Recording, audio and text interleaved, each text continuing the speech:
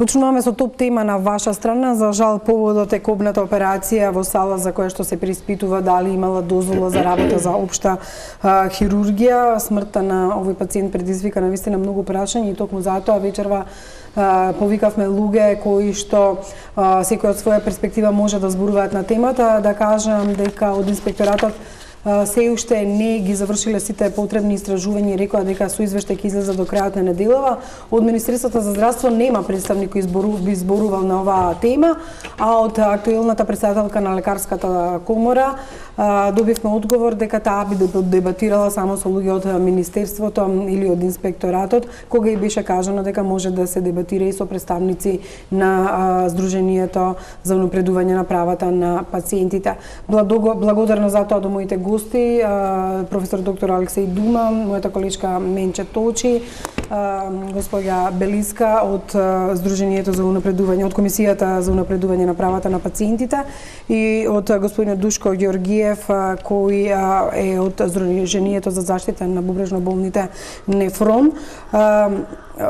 Кажа веќе на почетокот за темата, Менче, со оглед на тоа што вие истражувате што всушност се случува и во моментов, можете ли да ни кажете, бидејќи денеска имавте информации дека неколку работи ми падна во очи, не се знае дали салата во која што се вршела операцијата имала дозвола за работа, од друга страна се знае дека доктор Митановски е пензионер, чија била всушност салата и ја изнаемувале, и третата работа што ми падна во очи е дека во комората нема податок дека против доктор Звонко Николовски е водена судска постапка, ниту дека некогаш времено му било одземена дозволата за работа. Кои се најновите информации и зошто овие прашања се вака како што се? Па добро, Жане, значи од лекарската комора соопштија дека доктор Митановски нема валидна лиценца за работа, значи не му е возобновена, тој е пензионер, но не знаеме кој е носител на дејност во таа ординација која што ја изнаемувал доктор Николовски. А претпоставувам дека изнаемували и многу други. Николовски има валидна лиценца за работа до 2025 година.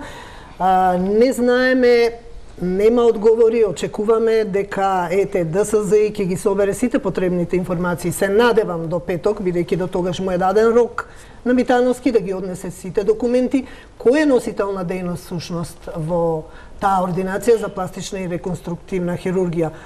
Ако е тој носител на дејност, тогаш ситуацијата е навистина катастрофална и јас не знам што гледале институциите во оваа држава, што се случува, како биле правени операциите таму.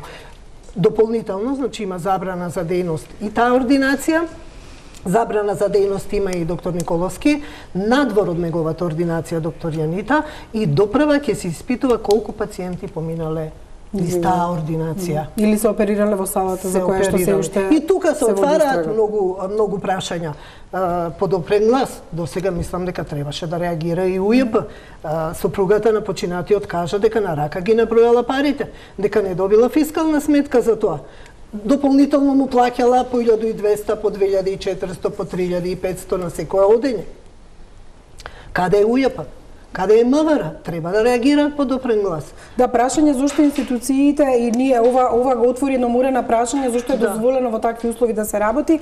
Доктор Дума, со оглед на тоа што напоменав дека во комората нема податок дека против доктор Звонко Николовски е водена судска постапка, ниту дека некогаш времено му било одземена дозволата за работа. Чинам во 2007 кога тој беше апсен заради примање подкуп, вие бевте председател на комората во тоа време, но еве и како поранешен председател, како е можно комората да не добива податоци за завршени судски спорови, пресуди и за времено одземање на лиценци? Веројатно треба да има некој регистар кој што ќе го има комората. Јас дори бев председател на комора, неколку пати писмено си имаме обратено до судовите со замолница да не ги доставуваат пресудите од колегите кои што имаат дозвола за работа, кои што практицираат медицина во државата согласно Законот за здравствена заштита. Никогаш на тие барања не сме добили одговор. Во некакви усмени полуприватни разговори реакциите беа малце непријатни за толкување на сепак неовластени луѓе кои што не се должни да го представуваат судот. Така да ние воколку не добиевме информација од средствата за јавно информирање, а тоа ретко се случуваше, Комората не можеше да има податок дека воопшто и се води постапка према некој колега, дека воопшто и се води. Единствените информации доаѓаат од средствата за јавно информирање. Во тоа време вие велевте дека важи презумпцијата на невиност, доколку ја најде режијата може изјавата да ја пуштиме. И кога ние објавувавме како медиуми, еве сега ги видовме инсертите од спроведувањето на доктор Звонко на суд. Ти информиравте. Да, вие се публикувавте на презумпција на невиност и ни велевте да не ги ставаме, да не ставаме прст на докторите на овој начин, затоа што додека не се докаже, не може никој да е виновен. Апсолутно тоа е така. Во однос на одземената лиценца што зборувате, лиценцата може да ја земе само лекарската комора. Еден период, мислам, ја кога излегов од комората престанав веќе да комуницирам, други деца дојде, други момци, млади, снажни, потентни, така да сметав дека воколку не ме повикат, нема потреба што јас да се мешам. Дека во еден период Министерството си имаше преземено, еден краток период, околу издавањето и регулирањето на лиценците за работа. Така да, дали треба да се направи разлика, дали е изречена мерка забрана на вршење на дејност, времено одземена дозвола за работа му е сега. Тоа е забрана времено ограничување. Докторот одлежа во затвор. Чекајте се полека. Лиценца за работа е дозвола за професионално работење издадена од Без оглед дали ќе одлежи затворска казна?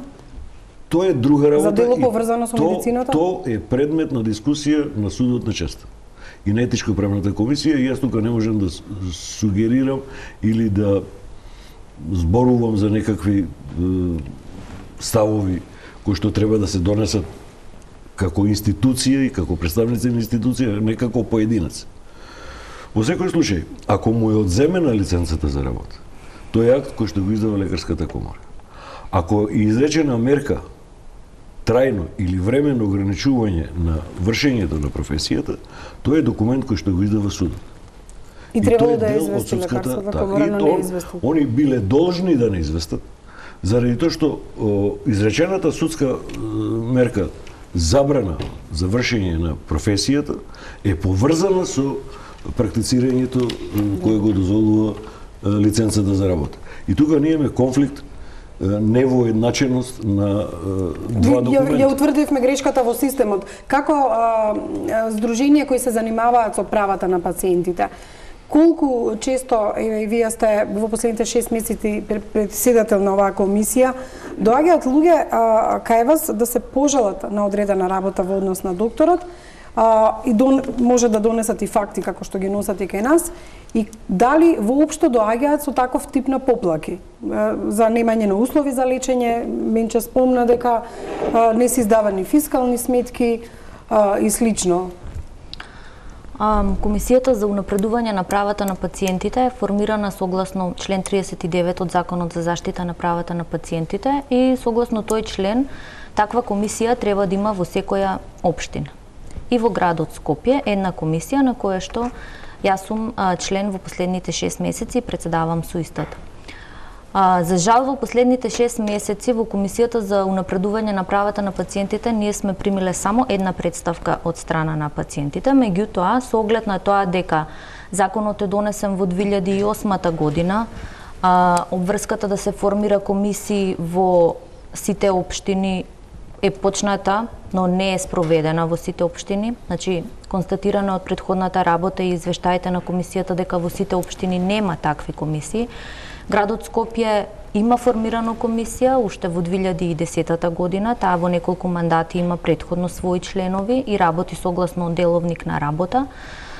Можам да кажам дека имало представки од пациенти и најчести видови на представки на кои за што се жалеле пациентите се несоодветен однос или недобиена соодветна грижа од страна на здравствен работник или здравствена установа, повеќе наплатени парични средства отколку првично информираноста за одреден тип на интервенција, предолго чекање за одреден тип на преглед или операција. Исто така имало поплаки од типот за лекување во странство, одобрување, неодобрување. Со вакви со фатални последици, дали ви случува? Имавте предмети? Да, вие сте, Душко, бевте во претходниот период председател на оваа комисија. И кога ќе ви дојдеше предметот ваков тип, како постапувавте и дали воопшто имаше некаква завршница, било да е судска или да е од фелата коригирање, одземање на лиценца и слично. Колку има ефект по плаките на граѓаните да се процесуираат и како се процесуираат? Видете, јас сум од самото формирање на таа комисија и ја водев комисијата 2 мандата. Целта на комисијата беше прво да се само промовира, за да се доближи до пациентите, да знаат дека за одредени своји права или нарушени права во здравствениот систем, каде да се обратат. Затоа ние направивме флаери, постери, ги посетивме сите здравствени организации, сите надлежни институции за оваа работа, се со цел да видиме и да помогнеме. Јас морам да кажам дека во почетокот имавме многу малку представки, меѓутоа установивме дека одредени целни групи имаат исти забелешки. И за таа цел ги повикавме по неколку здруженија, по 1, 2, 3 здруженија, зависно од нивната големина, на нашите седници и разговаравме за нивните најчести проблеми, затоа што пациентите покрај тоа што се жалат во надлежните институции, тие се обраќаат и во своите здруженија. Како се процесираат нивните поплаки? До кај стигнуваат? Ево како се процесираат. Најчесто за тоа се расправаше на самата комисија, поготово ако имаше потреба се повикуваа експерти за да ги погледнат сите документи за тоа, се известуваше здравствениот санитарен инспекторат, Министерството за здравство, Фондот за здравство, зависно каде е настаната повредата на ова. Меѓутоа, ние често ги викавме и самите пациенти или нивни роднини. Ево, конкретно имавме еден смртен исход, каде што родителот се обратил на сите инстанции, дојде и до комисијата. Сметавме дека е потребно да се разговара со него, го повикавме на седница на комисијата и разговаравме.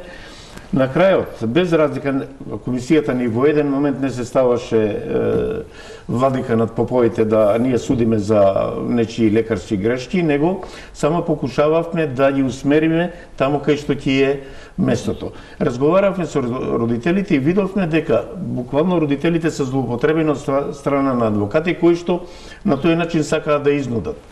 После неколку разговори и мои лични и на комисијата, родителот рече па да, на крајот тоа е така, увиде дека со него манипулираат.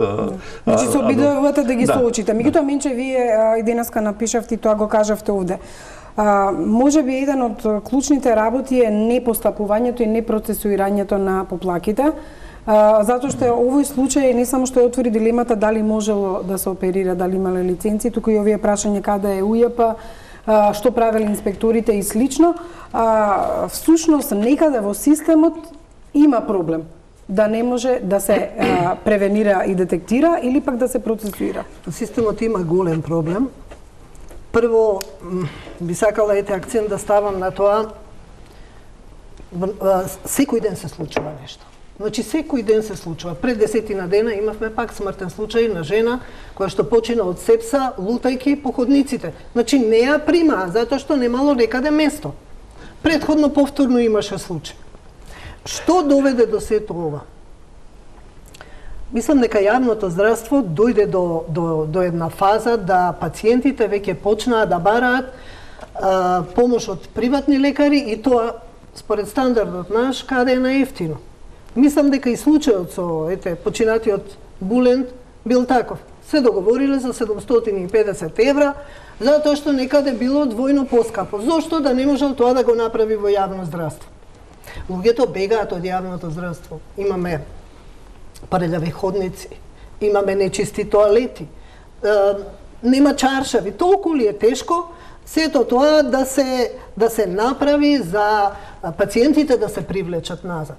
Ми се чини, имам чувство дека сите години наназад се работеше на тоа јавното здравство да пропадне за сметка на приватното.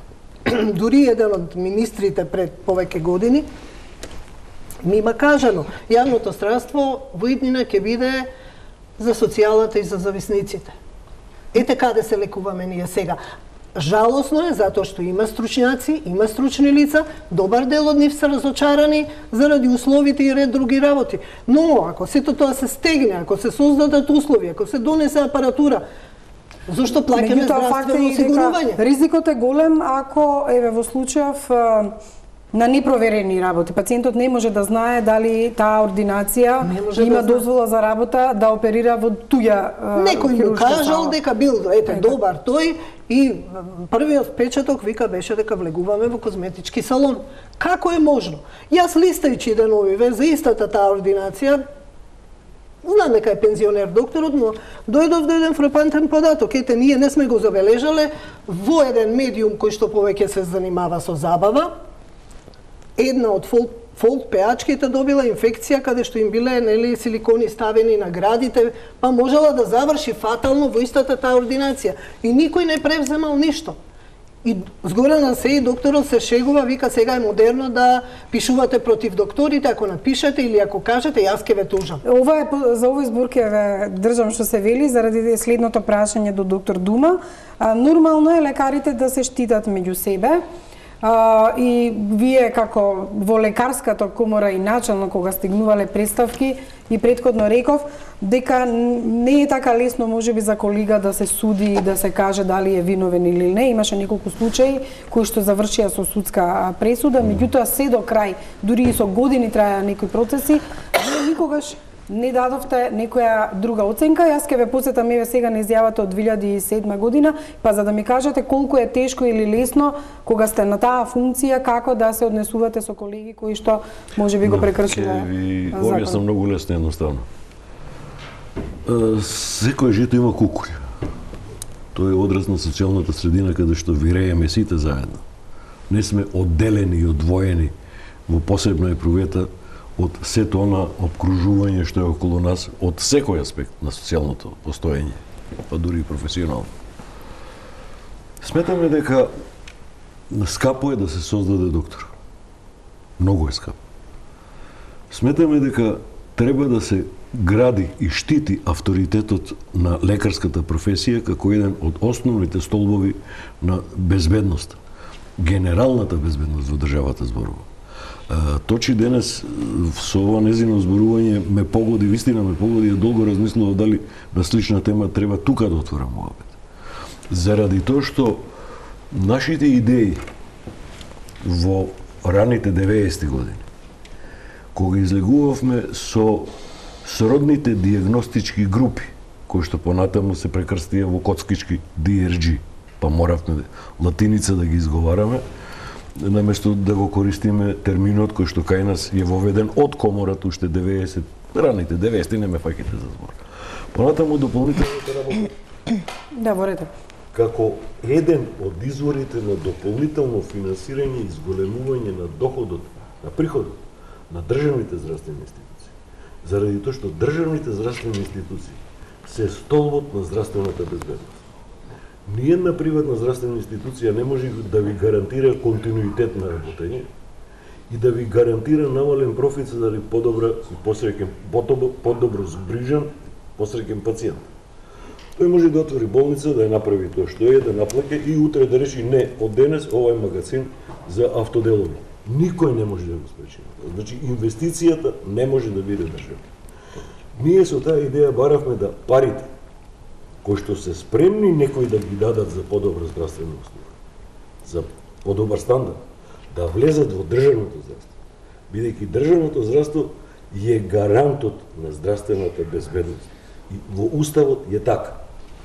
А здравствената безбедност е еден од генералните столбови на општо генерално дефинираната безбедност. Затоа и ве прашувам дали се поплаките повеќе се однесуваат на само бидејќи тонот верувам дека нешто не е во ред, дали се однесуваат повеќе на јавното или приватно здравство, без не сакам да ги именувате бидејќи веројатно етиката може тоа нема да го дозволи, меѓутоа какви се почестите поплаки за јавното или за приватното здравство или подеднакви? Подеднакви се поплаките во однос и на јавното и на приватното здравство и пак ќе кажам зависи од тоа каде пациентот конкретно што се жали се обратил за здравствена нега или грижа. како пациент нормално дека има право на избор, меѓутоа има право и на информираност, и она што комисијата го констатира во повеќе годишното работење е дека пациентите, кога ќе дојдат да се жалат, во комисијата веќе има направено пропуст во нивните права и должности, кој што е пропуст евидентен и кога веќе пациентот, односно здравето на пациентот пати. За жал, ние не сме доволно здравствено едуцирани и не сме доволно едуцирани за своите права, но и должности како пациенти. И што во текот на нашето лекување можеме да добиеме, каде да се обратиме. Многу ретко ние бараме второ стручно мислење, иако тоа ни е загарантирано со закон, но се трудиме да најдеме полесен пат да стигнеме до било каков доктор како резултат на системот. И се трудиме да не разбере едниот лекар за да не му се најде. Ова се однесува на законското право за второ мислење. Не, тоа не е бидејќи суетата е голема. Се случува, суетата е многу голема. Законско право е второто мислење и не само во медицината. Законско право во сите сфери на живењето. Жани, извини, ќе ти ја зема малку палката. Кои се ефектите од комисијата? Што до сега мислам? Да тоа веројатно и Душко може да го каже повеќе. Но кои се ефектите? Па вие го кажавте самите одговор од комисијата и согласно овластувањата и надлежностите кои ги има е медијатор во целиот тој систем во кој што ќе навлезе пациентот. И ние овде имаме улога да ги насочиме и да ги соочиме сите алки за да се најде некоја разрешница на Со оглед на тоа што сте комисија за унапредување на правата на пациентите, јас го сваќам тоа дека вие треба повеќе да ги штитите нивните права. И ако дојде нели некој човек со пример како овој фатални примери што ни доаѓаат и на нас медиумите, да најдете начин како неговото право да биде остварено. Зошто ова го кажувам? Се случи на пример за првиот доктор кој беше со затворска казна, чекавме 7 години. Тоа беше за гинекологот од Велес, кој доби присуда, доктор Панче Арсов, ефективна казна за 1 година, па потоа беше дискусија дека ќе се намали на 6 месеци и слично. Значи, тие институциите веќе не им веруваат, вие може да ги упатувате на многу места, ама очигледно дека правдата многу доцна ги стасува. Мислам дека проблемот треба малку да го гледаме подлабоко, менше нешто загонетно, меѓутоа, ајде малку да размислуваме вака. Ние ги имаме случаевите, девојчето од Велес, родилката од Гевгелија, од Дојран, од Велес, ево во овој случај уште неколку такви. Сите тие испливаа на површина под притисок, под притисок на новинарите или пациентите кои ќе се самоорганизират. Тогаш, под тој огромен притисок, не секогаш се наоѓа правиот кривец, меѓутоа секогаш ќе се најде некој што ќе се жртвува и сето тоа ќе се влечи до период низ правниот систем. Мислам дека обрнато треба да ги посматра. Ево, јас ќе ви кажам конкретно, пошто и застапувам пациентите на бубрежно болните, трансплантираните и пациентите на диализа. Само 2 случаи. Значи, кој ќе го оправда застојот од 3 години на немање на кадаверична трансплантација, каде што годишно може да се трансплантират од 15 до 20 пациенти, 3 години тоа е 60. Значи, зборуваме за животот на 60 пациенти. Никој не трепнува. Додека ние зборувавме, имавме подршка од одредена медицинска фела, и од медиумите. Да, и медиумите другите молчеа. Значи, не зборуваме за конкретен случај. Зборуваме за 60 цирка пациенти. Ево се покажа дека тоа можело да се прави. За предходните 2-3 месеца ние имаме 4, веројатно до крајот на годината ќе имаме пак 15 или 20.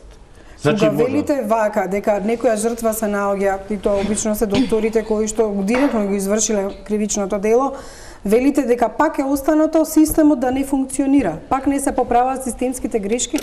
Би било лошо да ние судиме. Меѓутоа, ако конкретно зборувам за девојчето од Велес, така, имаме од една страна доктори кои што го лечеле, па имаме конзилијарни мислења на комисија, па имаме Министерство за здравје на Тамара и на крајот го имаме Фондот за здравство.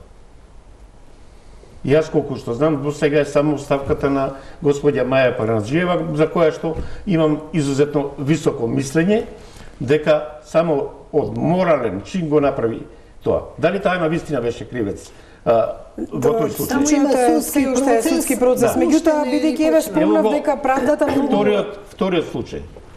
Пак ќе зборувам за моето здружение, затоа што не сакам да шпекулирам, веројатно вакви случаи има многу и во со останатите пациенти и со останатите здруженија. Ако ние за една година имаме во 2 центра 21 позитивно С хепатит добиено и тие пациенти се однапред оневозможени без скапи третмани да видат на листата за трансплантација, никој, иако ова исплива напред, никој не одговараше за таа работа. Значи, проблемот не би сакал да се сведи на конкретниот случај, дали ова. Тоа лесно може да се провери. Дали условите во таа сала се исполнети, дали имат лиценца, дали бил дозволено. Проблемот е што се дозволи да стигне до ова дереđе. Тоа е проблемот, што нема превенција. Не е исполнето, тогаш е завршена работа. И втора работа, ако сето тоа е исполнето, судење... Минче, јас пак ќе ве навратам, кога зборувате пак за ова. Минче, во 2007 се работеле на случајот со доктор Звонко Николовски.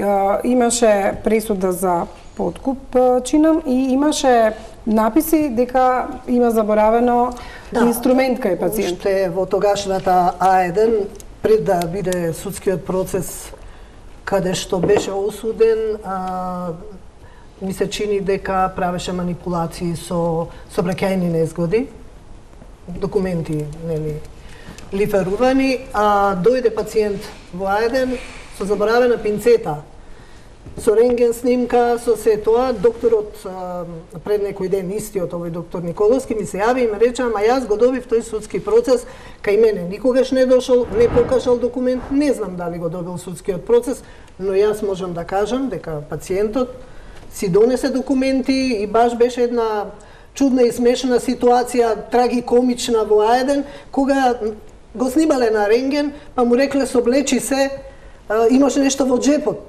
Абе, вика, јас сум гол. Значи, 15 сантиметри пинцета заборавена.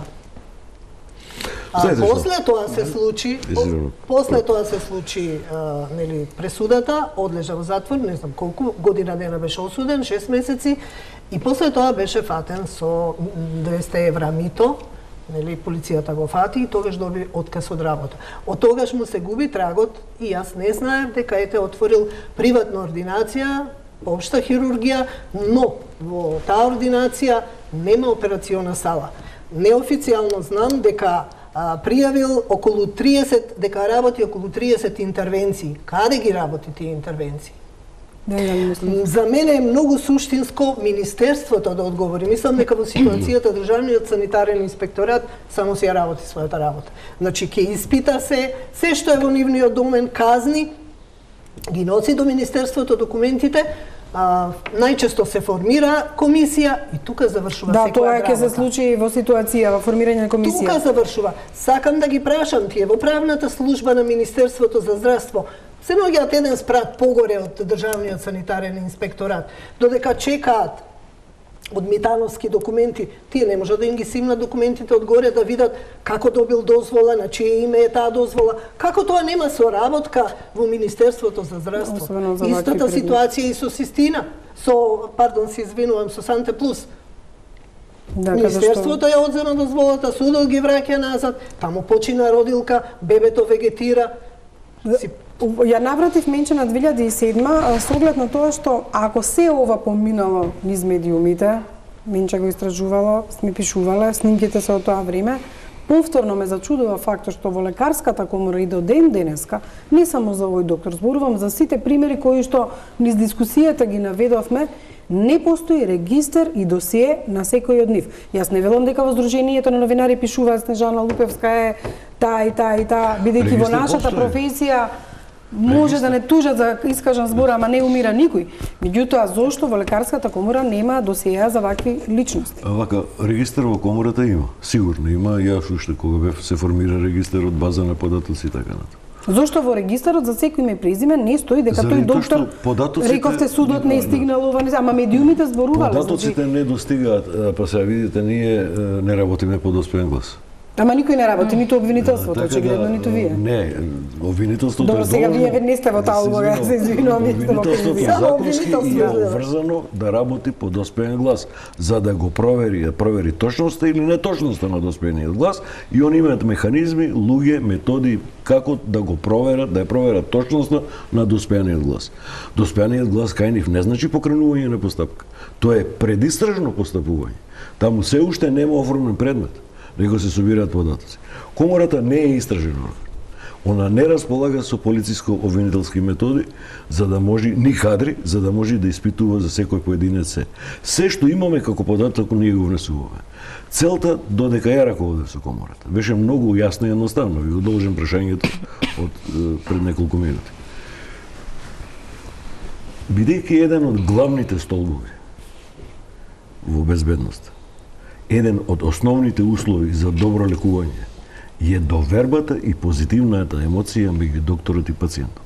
Зборувам за доктор по дефиниција, тоа што вистина треба да е доктор. Не зборувам за докторите и луѓето кои што сакаат, како во сите професии, во вашата ги има ракетари, кои што сакаат да си материализираат нешто што... Они се новинари. Они имаат легитимација новинарска. Исто како што дел од овие колеги имаат лиценца за работа. И ние од нив сакаме да се оградиме. Бидејќи тие, се слагам со вас, према критериумите за работа, правилата за работа на лекарите, достоинството и борбата за достоинство и борбата за животот на пациентот не дозволуваат на сите тие колеги што ги почитуваат правилата да ги признаат за колеги. Нашата задача беше, бидејќи е многу лизгав тој терен, вадејќи ги корам публикум луѓето кои што направиле грешка, они викаат, види ги докторите. И таквото вадење на аферите дојде до рушење на авторитетот и угледот на колегите, подпомогнато со дел од изминатата власт која сакаше да го докажи, да го ја префрли вината за лошата состојба во здравствениот систем. Ама ние вие сакате да кажете дека претходниот министер создаваше таква тензија, но докторите мораше да покажат со прст, а не да ги штитат тие доктори што направиле нешто. Драга моја, во времето кога почна, не можам да се сложам дека медиумите биле тие што создавале атмосфера за генерализација на аферата. Ние сме ги посочувале со име и презиме како што и вечерва тоа го правиме. Медиумите, погрешно ме свативте. Медиумите се повикани тоа да го прават. Вас ви е тоа работа да го правите. За тоа што мора внимателно да се однесу, да внимавате да не го срушите угледот и достоинството на здравствената дејност. Тоа беше клима. Јас само да потсетам, еве изјавата ви е многу слична од 2007 година. Ја најдовме, би сакала да ја чуеме за тоа што... Да молам со мисла да завршим. Уште две реченици. Заради тоа ние се залагавме преку етичко-правната комисија да ги решаваме проблемите внатре во семејството. Јас со моите колеги сме патувале многу, сме оделе во многу градови подоставена дојава од колега, од стручен колегиум, од пациент. Сме разговарале со тие пациенти, со тие доктори. Сме разговарале многу сериозно, сме разговарале многу тешко. Имало плачење, имало солзи, имало извинување. Но едно правило има, вие најверојатно го знаете. Грешка може да направи секој. Во моментот кога ќе ја признаете, значи нема повторно да ја направите. Ние тој човек го сакаме да остане со нас во колку е спремен да ги почитува правилата. А тоа е најтешката работа што еден доктор може да ја направи. Јас не се сеќам дека некој признал вина. Што ќе излезе? Не, прво зборуваме за во зависи која е грешката. Дали се работи за лекарска грешка или се работи за несовесно лекување. Ние ги мешаме тие термини. Лекарската грешка не е пенално дисквалификувана. Несовесното лекување. Значи има вкаде може, ние сме поднесувале кривични пријави како лекарска комора, но вие тоа не мора да го знаете. Не треба да го знаете, заради тоа што во семејството се случуваат работите. Ние во семејството мораме да се исчистиме. без да го срушиме угледот на белиот мантил. Не, апсолутно се служувам и ние и за судиите и за сите кои пишуваме, велиме дека не треба да се генерализира. Еве вашата изјава од 2007 кога беше спроведен на суд докторот Звонко Николовски, во тоа време се уште немаше докази и пресуда и еве го вашата став како комора. Викате после сме имали зелена лиценца. Во однос на тоа што се случува. Вина може да биде докажана само по правосилноста на судската пресуда. До тогаш, по дефиниција, секој е невин и сметаме дека преюдицирањето и фрлањето на мастика на народот со отварање на имиња и преюдицирање на нечија вина е сериозен прекршок од сферата на културата на граѓанското живење. Нашиот став е дека на ваков начин се фрла непотребно кал на целата професија. Значи, тоа и тогаш ви е било проблем, да не се фрла кал на целата професија. Не, ама тогаш се создаде една таква атмосфера тензична дека сите ние новинарите правиме нешто. Па ние бевме виновни што сме посочувале на одредени доктори. После ние бевме виновни што паднало здравството ете на колена или не сега зашто. Малце ја хиперболизираш работата. Не. Значи, вака менче. Имало настапи на лекари кои што мене ме обвинувале лично. Ама на лекари. Да се Не, чудам. нико мора да... Не, на лекари поединци. за комора. Со комората има добра соработа. Ние сме Лекари лично зборуваме. Значи, таква тензија се добро, да одиме на страната на пациентите во однос во однос на лекарите. Ги именуваат ли, господин Душко, тие? Кажуваат ли кои се тие доктори? Можете ли да ги повикате и нив на разговор? Вака, тоа сме го правеле во оној момент кога ќе имаме таква информација. Меѓутоа, пациентите кои се во лоша здравствена состојба, најчесто се исплашени, збунети и тие го барат својот лек, својот очари. Потполно се сложувам со професор Дума кога вика дека докторот е скапа работа. Да се направи доктор е скапа, уште поскапа е. Тој веќе направен доктор, да го изгубиме сега, а такви имаме многу каде што и веројатно ќе се одрази на паѓањето на нивото и квалитетот. Меѓутоа, една работа што кај пациентите смета е тоа што докторите, иако имат свое место, тие треба да го вратат поверението на пациентите. Како ќе го вратат? Значи, ако ние чекаме после секоја афера излезена, без разлика, јас не ги оправдувам секогаш и новинарите, ние баш во делот на бубрежно болните и трансплантираните пациенти, која почнавме со кампањата за, мен се сеќава на тоа, со кампањата за кадаверична трансплантација, за кампања за донирање на органи, рековме, немојте сега на негативната страна, ајде нека почне целата работа. Ево, сега сме сведоци дека пред некои во медиумите повторно се шпекулира. Како ќе се врати достоинството на и поверењето во лекарската фела? Која нема да чекаме новинарите, пациентите, здруженијата, фамилиите да извршат притисок за да нешто се зборува. Управо тоа што го рековте. Кажете ми еден случај кој што излегол од фелата со судска завршница, каде што не барале новинарите и ова. Значи, мора да бидеме самокритични. Значи, докторите некогаш треба, пошто се прават и обдукција, се утврдуват. Ние можеме да бараме. Меѓутоа, вие ги утврдувате лекарските грешки. И тие треба да се јавно кажат. Во тој случај, пациентите ќе имат поверење, ќе знаат дека ова. И друго, јавно и гласно треба да се каже кој ги исполнува критериумите за вршење на одредени работи. Јас пак ми е најблиско пациентите за диализива. Васкуларните пристапи кај пациентите на диализа се прават. Значи, рутинска, вие тоа го знаете, правење на фистула. Рутинска работа, пациенти чекаа по 3 до 4 месеца или одеа во внатрешноста струга да прават фистули. Од друга страна, тие фистули во Министерството за здравство се прават во субстандарни услови. Од друга страна, во приватното здравство веќе имаме, како се вика, операциони сали, дури најповиканите доктори кои што работеле таму, сега работат, не им се дозволува да ги прават тие интервенции и имаме случаеви и кај нас вакви по одредени ординации се прават и пациентите тоа го плаќат неколку стотици евра. Зашто? Зашто сето тоа да не се врати таму кај што му е местото? И таму да се плати. Во однос на И таму да се плати. Да. И значи многу, јас знам кога правиме емисија од областа на здравството, не е едно прашање што го отвараме, туку многу прашања се отвараат.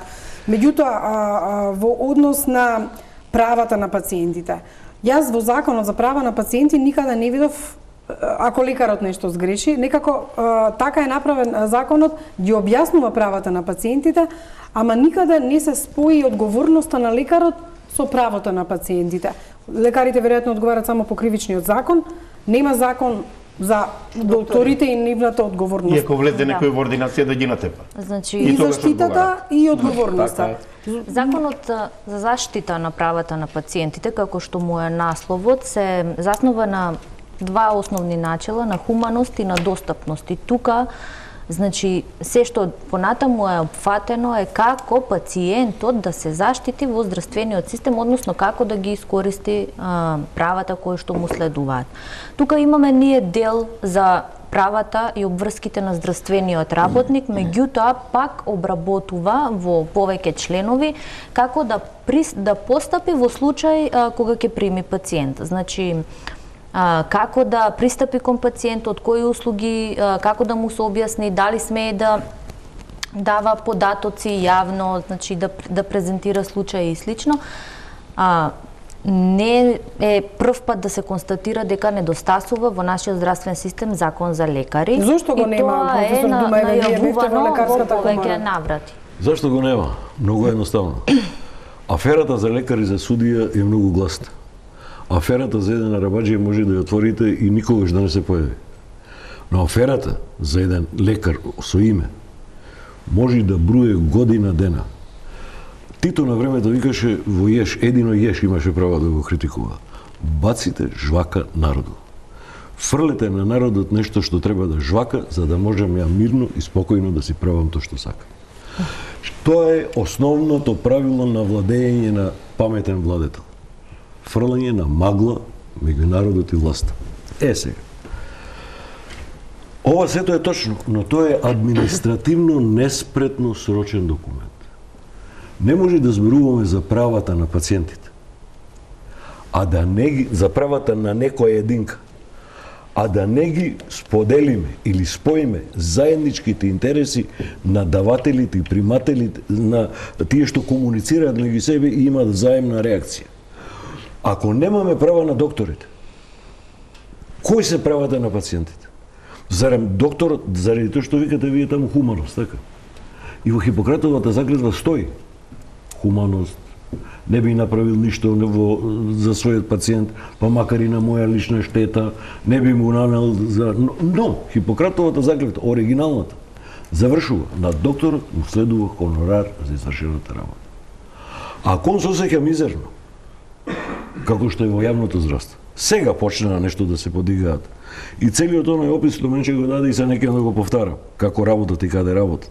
Се уште има ординации што нема еркондишн, каде што на 40 степени смрди човече, а набиени се еден врз друг преку глава. Истиот нивни колега во приватното здравство зема 3 или 4 пати повеќе плата. Живее и работи во висина многу добри услови. Не можете да кажете дека тој не го сака своето здравје и не го сака своето семејство и дека треба да го сака повеќе својот пациент отколку своите деца. Па ние тогаш продаваме демагогија, продаваме магло, лажем. Меѓутоа фактот е дека ниту еден закон не ги спои пациентот и докторот во таа интеракција како што вие велите. Заради тоа што во тоа време го носеа беа популистички мерките. Нив им требаа гласачите од луѓето кои што се во руралната средина.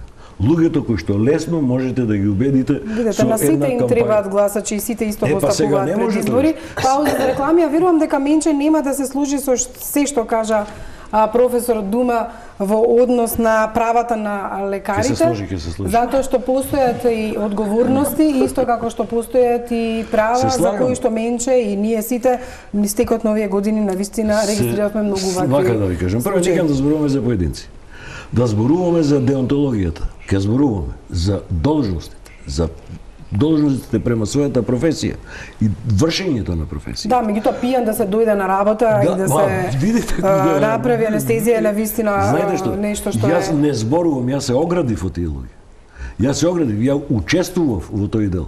И сметав дека треба да е построга казната на тие што си дозволиле пијани да чачкаат по пациентот. Тој одговараше како почи на пациентот. Верувам дека не е тоа прв пат да дојде пијан. Еве да ви кажам, јас ќе морам да најавам реклама, оваа дебата ја оставам веднаш пред како председател на комора. Многу парашања се отворија и пред паузата за реклами. Менче, едно од основните зошто не се предупредува. Например, ја не се сеќавам дека некој лекар пријавил негов колега. Ако гинекологот во Гевгелија прашањето беше дошол пијан на работа, можеби и претходно дошол така. Ако оној доктор кој го открити дека лажел пациентка дека е бремена, можеби и претходно и некој друг излажал. Нема некоја листа на доктори кои што во професијата сгрешиле на овој или на оној начин и со тоа ќе се одделат од останатите секако. Нешто нема листа, него работите се ставаат под тепих. Ако го спомнавме веќе докторот кој што 9 месеци лажал пациентка, па за него имало пријава во Министерство за здравство многу претходно. И сите молчале за тоа. Значи знаеле, се чекаше да се случи ова. Сакам да ја потенцирам несоработката исто така меѓу институциите. МВР сега избеган во Бугарија, нели? Го откривме дека работи во Бугарија. Зошто не е распишана меѓународна потерница? Имало национална потерница. Си ја префрлаат топката едни со други. Не се вклучуваат сите институции заедно. По однос за ова да ти одговорам за родилката во Гевгелија. Значи, не се осудени гинеколозите. Како го примиле во сала прашање? Анестезиолог почина, осуден е на 4 години и другиот. Како можеле да примат пијани анестезиолози во сала? Јас се извинувам, мора да се извинувам, мора да интервенирам. Ова е веќе изрекување на пресуда. И ова е злочин што го правите. Не смеете да повикате зашто не се осудени. Јас ќе ви кажам зашто не се осудени. Гинекологот се јави на директорот на медицинскиот центар и му каже да дојде да си ги повлече анестезиолозите дека се пијани. Ама продолжиле со интервенција, требало да не ја направи. А што треба да седни да го натепа во операционна зала? Знаете ли вие дека он му рекол да прекини. Значи ве молам. Дека не било хитен знам, јас тој пред зошто воопшто ја породиле дума е прашањето во такви услови. Значи не смееле да ја фордат ако анестезиологот им е пијан. Не смееле да пораѓаат и гинеколозите побарале да се прекине интервенција. Ама зошто воопшто не е точно пораѓале? Како не точно го предна враца ми беше. Зошто воопшто тие пораѓале жена со пијан анестезиолог? Заради тоа што жената не е било терминот за породување пред се. Тоа е работа за која што треба доктринарно да се дискутира. Се собрале сите на купче дали требало или не. Тоа е доктринарно. Ние не можеме да судиме и не можеме тука да зборуваме за доктринарно. Не судиме, професоре, не, тоа се наметнува прашањето. Поставуваме прашање, како може да не бидат осудени? Зашто да бидат осудени гинеколозите? Како може да дозволат пијан анестезиолог во сала да влезе? Која е нивната интервенција во времето на предмедикацијата? Која е интервенцијата и кој е овластувањето врз основа на да им аплаудираме тогаш? На нивната специјализација, која е улогата на предмедикација? Што они треба да прават? Логиката кажува за да се изврши царски рез потребен анестезиолог. Ако анестезиологот е пијан, како тогаш ќе ја изврши воопшто гинекологот таа операција? Он го информирал директорот на здравствената институција. И постои запис во судските списи. Тоа го ослободува од одговорноста дека оперирал со пијан да престани да интервенира. И тој не ќе да престане да интервенира. И сега, што треба да седне да го тепа? Неговата обврска за медицинско постапување од времето кога анестезиологот ќе му го спреми пациентот да може да го стави ножот. Дотогаш, он не е овластен да прави реанимација. Секое преземање на мерки за реанимација е кривично дело, бидејќи го надминува своето професионално овластување. Он е овластен да биде гинеколог, а не реаниматор. Вие би влегле во сала, иако бевте обдуцени со пијан колега? Они затоа излегува. Од морални причини, дали би влегле вие во сала како доктор? Дали има податоци дека излегува од операционата сала? Вие дали би влегле како доктор во операционна сала со човек што е пијан? Ама не, ајде кажете. Дали би влегле? Не, ја не би влегол. Значи, тоа не беше прашањето. Во однос на завршницава на оваа они си постапиле како што требало. Знаете, лесно е да седнеш да судиш.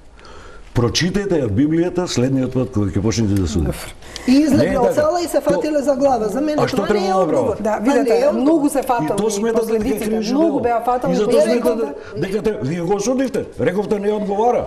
Па немојте Ма така. така се прави на улица. Не, така се прави, Значи, да, не така се се негова прави. така. Така се Јас, прави на ако улица. не сум спремна Јас со се материјалот, не пишувам текст. Видете, Јас се извинувам. затоа ќе ги Ова е повикам пресуда. господата од Ова Комисијата за заштита и судот унапредување е на правата на овластен да пациентите. суди. Не, Во ние. вакви случаи, како што се овие, не велам за конкретниот случај, меѓутоа може би и вас ви дошле документи за овој предмет во рака. Ако дошле, може и да зборувате за тоа. Каде вие треба да интервенирате? Медијацијата тука не помага. Дали во Министерството имате можност да се јавите и некому да му кажете имаме ваков и ваков предмет, имаме проблем ваков и ваков, ајде ве молам, најдете начин и постапувајте. Законот за заштита на правата на пациентите е донесен во 2009 година и инспекцијски надзор врз проведување на тој закон има Државниот санитарен и здравствен инспекторат, додека пак надзор врз примената на законот има Министерството за здравство. Последната, значи, нишка е Министерството за здравство. Досега во минатото, колку што знам, комисијата има остварувано соработки за сите представки со Државниот санитарен и здравствен инспекторат и на тој начин се и модерирани на некој начин пациентите доколку нема соодветна представка поднесено до инспекторатот, заеднички е работено на предметот. До сега, значи, во сите овие изминати години во Министерството за здравство, иако тоа со закон е предвидено, нема формирано комисија за унапредување на правата на пациентите, која што комисија треба да биде формирана од страна на Министерството за здравство и во законот е пропишано кои се треба да бидат профили на луѓе вклучени во таа И таа комисија што треба да направи? Да ги isprocesуира предметите онаму каде што треба и да изврши веројатно да ја контрола. каже контрола и да ја каже завршницата, односно дали понатаму ќе има судски и понатамошни постапки. Сега, значи во изминатиот период, ние за прв пат како комисија добивме лице за контакт со Комисијата за унапредување на правата на пациентите од страна на Министерството за здравство, што досега во минатите години, пак ќе кажам, не сме имале ниту со кого да контактираме, односно на сите обиди, на сите дописи и барања од комисијата, од град Скопје да се воспостави соработка со комисијата при Министерството за здравство, ние не сме добиле никаков одговор. Душко, кога зборувавме за моралните аспекти, или споравме малце и со професор Дума, дали можете и тоа да им кажете на тие што еве не биле информирани, меѓутоа дали и тоа е дел од вашата работа? Некогаш се работи и за морална, етичка одговорност, кршење на не само на закон, туку и на етика, Хипократова заклетва и слично. Дали и тука можете да реагирате? И дали сте реагирале? Секако дека можеме, меѓутоа јас пак ќе се вратам правиот ефект. Е добро информиран пациент, значи ако пациентот знае дека оди во несоодветна установа, каде што не ги исполнува основните критериуми и дека нешто се работи испод жито, имено дека мора да се плати во кеш, па има фискална средства, значи нешто во почетокот мирис. Ако е пациентот информиран и ако тој може да ги провери лиценците и ова, тоа е веќе добро чекор. За ова второ дел од прашањето.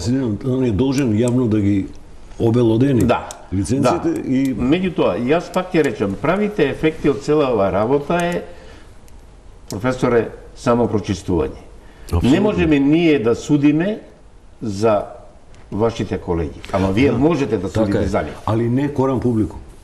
Да. Корам публикум искачаат, излегуваат само екстремните случаи. Јас повторно ќе го Јас знам колеги кои што се пријавувале. Јас знам, јас сум пријавувал колеги. Да. Јас сум пријавувал во обвинителство Значи, колеги. јас но не на телевизија. Колку лиценци беа одземени во оваа период додека вие бевте претседател на лекарската? Па ја мислам една. Јас ќе бидам задоволен и тоа е многу. Како пациент, професоре, ќе бидам задоволен како пациент и како претседател на здружение без дигање прашина од новинарите и од пациентите од ова, вие да излезете, не мора да кажете никој доктор е. Поради лекарска грешка му се зема лиценцата на ТС ради направена таква и таква грешка. Тоа го немаме. Успешни воопшто ни не. биле. Ако немаме. И само една лиценца Успешни е ни биле одземена разговорите. од лекарската комора. Верувајте, успешни ни биле. Имало. Значи не е Имало основ за тоа. Имаме време, време за дебата, имаме време за заклучок. Менче вие спомнавте една многу клучна работа. Многу работи завршуваат само во Министерството за здравство, во таа зграда и во таа канцеларија, без да се процесираат. Впрочем и примерот со немање контакт со тамошната комисија тоа го покажува. Што треба да се направи за системски да се подобрат работите? Значи тоа е она што најмногу ме боли во случајот. Јас не очекувам министерот за здравство да се појави на секој ваков случај на почетокот, па да каже нешто или не знам, но откако ќе се испита целата ситуација, Министерството е тоа кое што е должно. Министерот треба да излезе и да каже во тој случај е констатирано тоа и тоа. Сега ние понатаму ќе преземеме тоа и тоа.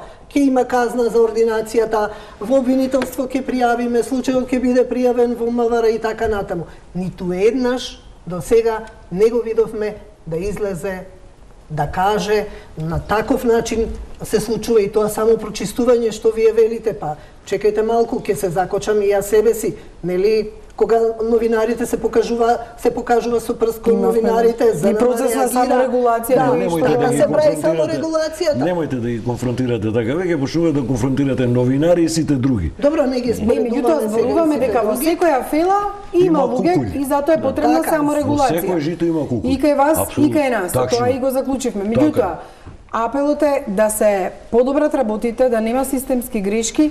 Ова со Министерството за здравство, ја само да ви кажам дека денеска апсолутно немаше, освен министерот кој крева телефон, никој да ми одговори кој би можел да дојде на една ваква емисија, за да ние тука разговараме со представник на Министерството за здравство. И второ, никогаш не знаеме кои се во комисијата, што сработила, каков е исходот на таа комисија, до каде отишла постапката, немањето на транспарентност само ги влошува работите, што ќе им порачате на колегите од лекарската комора во однос на подобрување на овие состојби. Да комуницираме, јас сум слободен да комуницираме, и така да нема што преку телевизија да порачам, бидејќи ние се познаваме. Сметам дека треба да се гради, да се работи сериозно на градењето на граѓанските норми на живење, да се подигаат. Ние ги срушивме граѓанските норми за живење. Само да ме подсетам, гледате колку инкубаторски факултети имаме. Гледате колку луѓе ни стана интелектуалци со 3 години студирање на некои факултетите инкубаторски. Мене ми е срам да кажам дека сум професор. Верувајте ми е срам да кажам дека сум професор. Денес јас познавам луѓе и вие ги познавате, кои што за 3 години дипломираа, докторираа, направија 2 доктората, па станаа професори. Извинете, мене ми требаше 40 години за да станам професор. За да одам скала по скала, скала по скала. Не е тоа што вие ги задоволивте критериумите од системот, како се вика, за едукација, дека сте ги добиле бодовите. Старите професори не дозволуваа, вика, од овој човек не бива иде со валкана кошула на работа.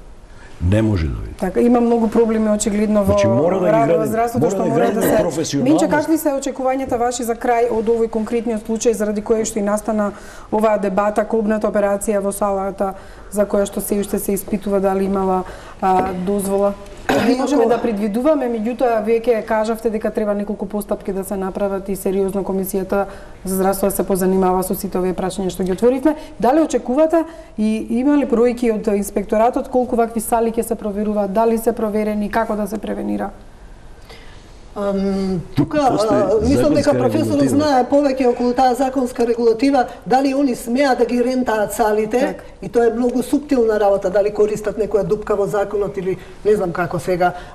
Може да прави 30 интервенции, а нема операциона сала. Ајде, сега ќе изнајнам сала да оперирам. Очекувам Министерството за здравство да си ја заврши работата, не само со овој случај, без разлика на тоа што нема обдукција. Сметам дека ако се формира стручна комисија, може да се дојде како до нема обдукција. Не дозволува семејството не дозволи обдукција. Кривичниот закон не препознава согласност на семејството за судско-медицинска обдукција. Тој што го тврди дека семејството треба да се сложи, да си остави дипломата и да си оди дома. Кривичниот закон овластувањата ги дава на тој што ја води постапката, јавниот обвинител, доскоро беше истражниот судија. И тука завршува. Можда семејството, преюдицирам, се договорило да заврши вака работа. За да го добие. Сега веќе го преюдицираме. Можда и семејството е умешано на некако начин. Јас не сакам да преюдицирам, прашањето е зошто дозволите, тука се согласувам да нема обдукција, тоа е по закон обврзително. Во вакви ситуации обично семејствата, бидејќи се измачил пациентот, ајде сега да не му го малтретираме и телото. Семејството чак не се А тоа не е добро. Значи нема обдукција и за претходниот случај со жената која што почина, нема и сега, но очекува веројатно со некаква стручна комисија да се дојде до некакви сознанија. Ништо не може. Значи, на таков начин извршено кривично дело оневозможување на прибирање на податоци за сторено кривично дело. И тоа е кривично дело.